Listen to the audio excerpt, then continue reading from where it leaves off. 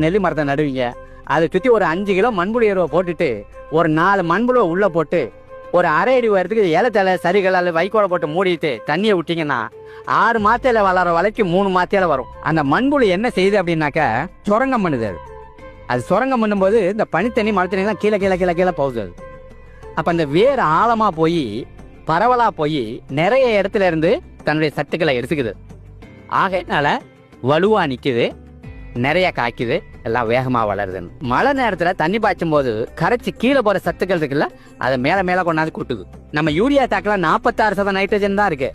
ஆனால் மூச்சை எடுத்து வெளியில் விடுறீங்க பாருங்க, அதில் 79% நைட்ரஜன் இருக்கு. மூட்டையில் இருக்கிறத கொட்டிட்டீங்கன்னா சாக்கு காலி. ஆனால் நீங்கள் 79% எடுத்துக்கிட்டீங்கனாலும் மறுபடியும் 79% இருக்கும். அதான் இயற்கை வழியது.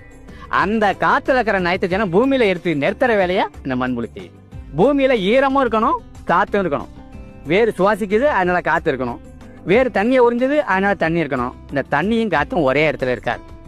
இப்போ தண்ணிக்குள்ளே உள்ளவங்க செத்து போகிறாங்க, ஏன்னா காற்று இல்லை. பாலைவனத்தில் ஆள் இல்லை, ஏன்னா அங்கே தண்ணி இல்லை. ரெண்டும் ஒன்றா வைக்கிறது கஷ்டம். அந்த ஒன்றா வைக்கிறத மண்புழு செய்யுது. மேலே கொண்டாந்து கொட்டும்போது குருணையாக கொண்டாந்து கொட்டுது. அதில் சின்ன ஓட்டையிலலாம் காற்றும், பெரிய ஓட்டையிலாம் தண்ணி இருக்குது. இதை ஏர் வாட்டர் பேலன்ஸ்ன்னு இங்கிலீஷில் எழுதிட்டு கிடக்குறாங்க. நம்ம வைத்தியரை கேட்டால் சொல்கிறாரு, வாதம் பித்தம் கவனம் 3 இருந்தால் உடம்புல உயிர் இருக்கும். அதனால் 2 இல்லை 3 இருக்கணும். காற்று நெருப்பு தண்ணி, காற்று நெருப்பு தண்ணி, காற்று நெருப்பு தண்ணி சீராக இருந்தால் என் உடம்புல உயிர் ஓடுது. அது மாதிரி மண்ணுக்குள்ளேயும் அது 3 இருந்தால் மட்டும் அங்கே உயிர் இருக்கும். ஆகையினால என்ன செய்யணும்னா அதை மண்புழு மட்டும் தான் செய்யுது. அதில் மண்புழுவை இன்னைக்கு கொண்டுட்டோம். நாம் உழவனே கிடையாது. நாம் விதைக்கிறதுக்கு முன்னாடி மட்டும் தான் உழுவுறோம். ஆனால் மண்புழு வாழ்நாள் முழுவதும் உழுவிக்கிட்டே இருக்கு. அதான் உழவன். அந்த உழவனுக்கு நம்ம நண்பனாக இல்லாமல் போயிட்டோம். அதை இப்போ நம்ம வளர்த்து பூமியில் கொண்டு போய் விட வேண்டியது.